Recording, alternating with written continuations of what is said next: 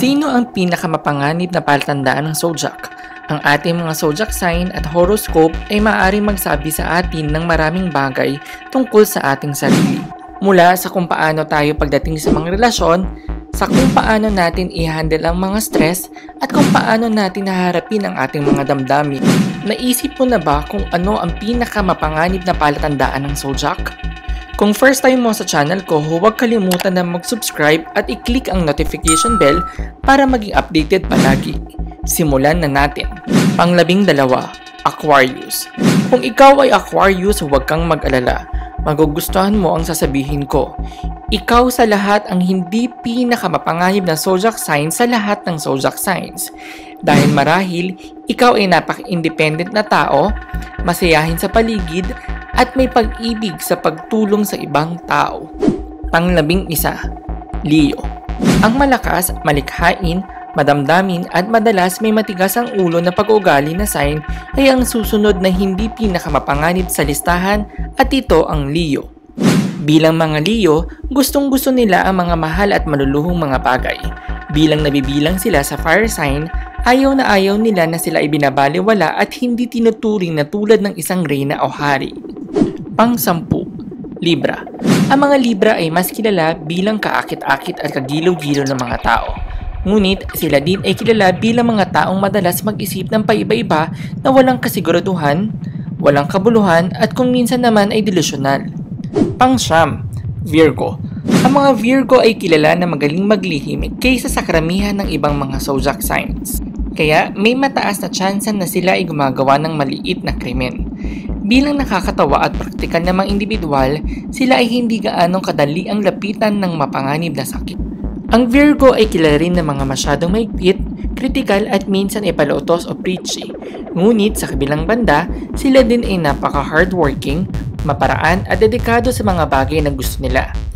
Ayaw na ayaw ng mga Virgo ang mga tamad na tao at ginagawa nila ang lahat para maabot ang pangarap nila. Ito ay isa sa mga dahilan kung bakit hindi sila tinuturing na mapanganib dahil ayaw nila mag-take ng risk sa buhay. Pang-8, Pisces. Ang mga Pisces ay kilala na may ugaling mapanira, mapangmintas at paminsan-minsan ay may out of this world na pag-iisip na wala na sa katotohanan. Dahil sa mga kadahilan ng ito, kung minsan ay maaaring maging madali ang pagpapasya nila at nagkakaroon ng mapanirang mga desisyon na maaaring mapanganib. Ngunit, hindi lahat ng pagkakataon ay mapanganib ito. Paminsan-minsan ay parang nasa cloud9 ang pakiramdam ng marami sa mga Pisces. Ngunit, pag sila ay inaway o kinalaban, ay hindi sila takot ay paglaban ang mga sarili nila. Pang-7, Capricorn. Ang mga Capricorns ay kilala bilang mga average na kriminal. Sila ay madalas na nasa eksena at madalas nasa gitna lamang. Sila din ay may respeto o paggalang sa mga patakaran. Ngunit kinapapuotan nila kapag nagkamali ang isang tao. Kaya kapag gumawa sila ng mga krimen, sila ay mahusay at tuso sa pagtatago nito.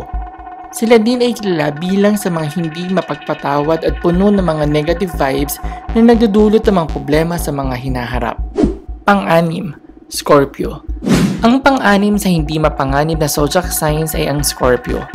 Maaring magulat ka na sila ay nasa bandang dulo sa listahan. Sila ay kilala bilang mga nasa masasamang grupo. May posibilidad silang maging mapanakit sa kapwa at nagtatanim ng matinding galit at sama ng loob sa kapwa nila.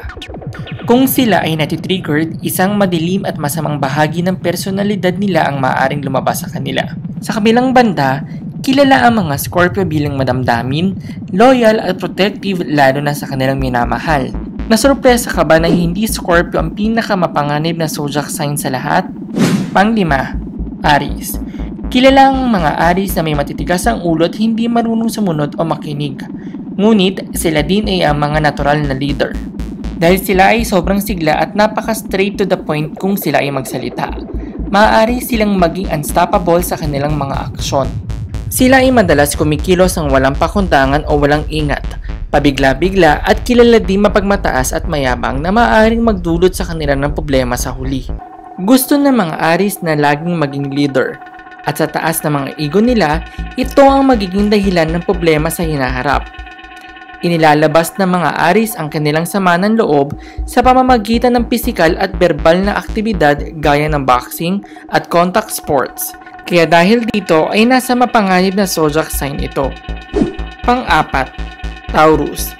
Ang mga Taurus ay kilala din bilang matitigas ang ulo at sobra-sobra ang gusto sa buhay. Bilang Toro ang zodiac sign, malaki ang pagkakataon na maging hyper sa lahat ng bagay at sa anumang oras ay pwede silang sumabog o sumugod. Kapag na-triggered sila ng sino man, asahan na madali silang magalit. Kaya naman, ito ang dahilan kung bakit sila ay nasa pinakamapanganib na palatandaan sa listahan. Ang mga Taurus ay napakalapit sa mga away, kaya napakapanganib nila at maaari makapagdulot ng abala sa nakakarami. At ito na ang hinihintay ninyo, ang top 3 na pinakamapanganib na zodiac signs. Pangatlo, Sagittarius. Ang mga Sagittarians ay kilala ng mga baliw o kakaiba kung mag-isip. Sila ay master manipulators, leader at control freaks. Ang mga uri ng mga katangian na meron sila ay maaaring maging sanhi para sa mga nawawalan ng tamang landas na gumagawa ng mga hindi kaaya-ayang mga gawain. Ang mga Sagittarians ay kilala bilang mga mahilig sa argumento at may mataas na tingin sa sarili. Walang preno ang bibig at napaka-impulsive. Ngunit sa kabilang banda, sila ay may positibong pananaw sa buhay. Pangalawa, Gemini. Paumanhin para sa mga Geminis. Ngunit itinuturing kayong medyo mapanganib. Kung alam mong Gemini ka o may kakilala kang Gemini, malamang na alam mo na sila ay mabilis, makasalimuha at masaya kasama, pero may iba pang bahagi sa kanila na mas malubha at hindi ka nais-nais. Sila ay laging hindi mapakali. Pabago-bago sila ng isip nila at napakamausisa at mahirap basahin.